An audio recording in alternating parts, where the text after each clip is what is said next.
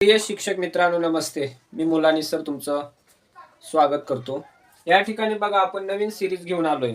कोणती नवीन सिरीज आहे तर केंद्रप्रमुख परीक्षा असेल आपली, टीईटी परीक्षा असेल किंवा टेटची परीक्षा असेल, तर त्याचा संपूर्ण अभ्यासक्रम आपण ह्या सिरीज मध्ये घेणार आहोत. याच्या अगोदर आपण स्कॉलरशिपच्या सिरीज बघितल्या होत्या, ती सुद्धा आपण कंटिन्यू ठेवणार आहेत. आणि त्याच्याबरोबर आपण ही केंद्रप्रमुख परीक्षा, टीईटी आणि टेट ह्याचा सुद्धा अभ्यास या ठिकाणी करून घेणार आहोत. आता बघा, केंद्रप्रमुख परीक्षा होणार आहे. याचा GR याच्या पूर्वीच आलेला आहे. साधारणतः ती जानेवारीच्या शेवटच्या आठवड्यात किंवा फेब्रुवारीत होण्याची जास्तीत जास्त शक्यता आहे. फॉर्म भरणे अजून सुरू आहे. 1 तारखेपर्यंत तुम्ही भरू शकता. विभाग 1, आता याच्यामध्ये बघा, विभाग 1 आणि विभाग 2 केलेले आहेत. विभाग 1 मध्ये काय आहे तर हा भाग आहे, आणि विभाग 2 मध्ये आहे ते सगळ्या योजना वगैरे आहेत. तो आपल्या शाळेशी निगडीत असणारा बराचसा भाग त्याच्यामध्ये घेतलेला आहे. आता आपण विभाग 1 पाहूया. विभाग 1 मध्ये घटक आहे पहिला, बुद्धिमत्ता व अभियोग्यता. आता लक्षात घ्या, नावावरच आपल्या लक्षात येतं की बुद्धिमत्ता व अभियोग्यता म्हणजे काय. तर बुद्धिमत्ता म्हणजे आपण जे विषय शिकवतो स्कॉलरशिपला वगैरे, त्याच प्रकारची बुद्धिमत्ता, थोडीशी त्याच्यामध्ये काठिण्य पातळीत वाढ. आणि अभियोग्यता म्हणजे काय तर तुम्ही योग्य उत्तर कशी देता, तिथं तुमचा काय पाहिला जातो, क्षमता पाहिली जाते. तुमची क्षमता म्हणजे तुम्ही कशी प्रकारचे तिथं व्यक्त होता, त्या प्रकारची ती अभियोग्यता, म्हणून त्याला अभियोग्यता हे नाव दिलेलं आहे. त्याच्यामध्ये उपघटक बघा कोणते आहेत. हा एक घटक आहे, त्याच्यामधला मुख्य घटक आहे, आणि त्याच्यामधला उपघटक. आता हे जे आहे ते तुम्हाला 100 मार्काला आहे. किती मार्काला आहे?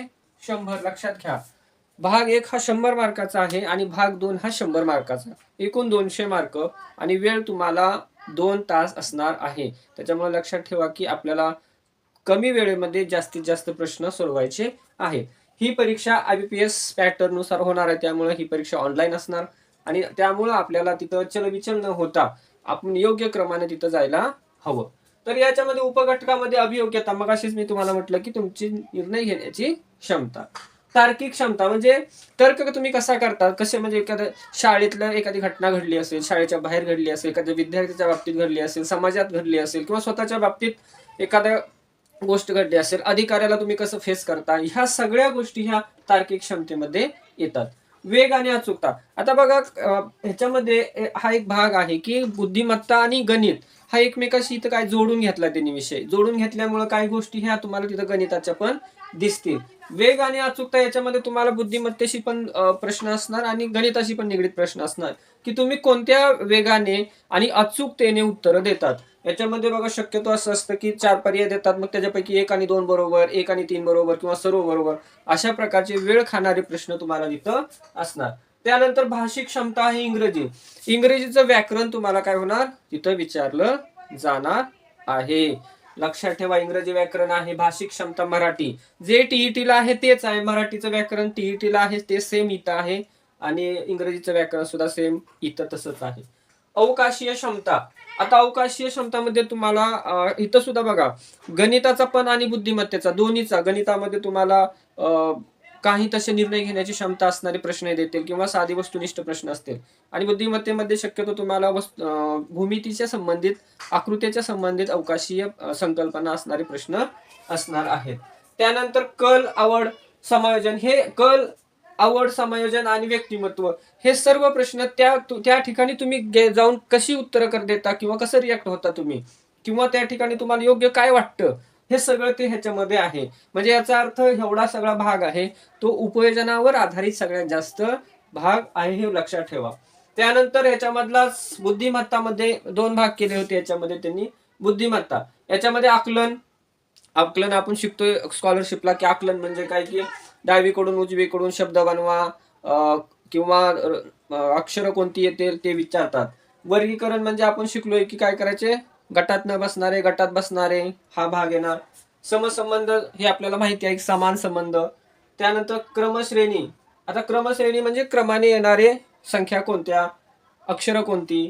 तर्क आणि अनुमानामध्ये शक्यतो तुम्हाला वयवारी, लहान मोठेपणा, किंवा जे कमी जास्त, ह्या प्रकारचे प्रश्न तर्क आणि अनुमानमध्ये असतात. त्यानंतर कूट प्रश्न. कूट प्रश्नामध्ये शिकतोय आपण रांगेतील स्थान असेल, वेन आकृती असेल, कॅलेंडरचे प्रश्न असतील, तुम्हाला चौरसातील संख्या ओळखा असतील, किंवा दिशावरचे प्रश्न असतील, हे सगळे कूट प्रश्नामध्ये विचारले जातात.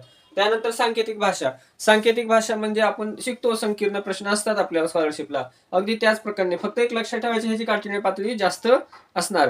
तुम्हाला सांकेतिक भाषामध्ये 2 अक्षर 3 अक्षर देणार आणि त्याला निगडीत अंक देणार. पण इथं काय येणार, एकदमच 4-5 देणार, 5-6चा गट देणार आणि त्यावेळेस तुम्हाला वेळ नक्की तुमचा जास्त जाणार. उत्तर येणार पण वेळ जाणार.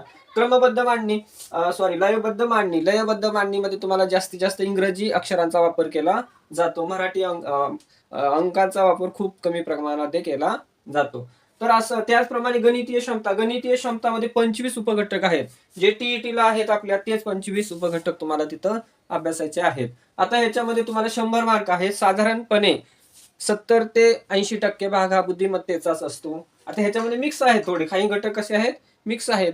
आणि काही घटक हे तुम्हाला काय करणार, थोडेसे प्रश्न मराठी, इंग्रजी आणि याच्यावर असणार.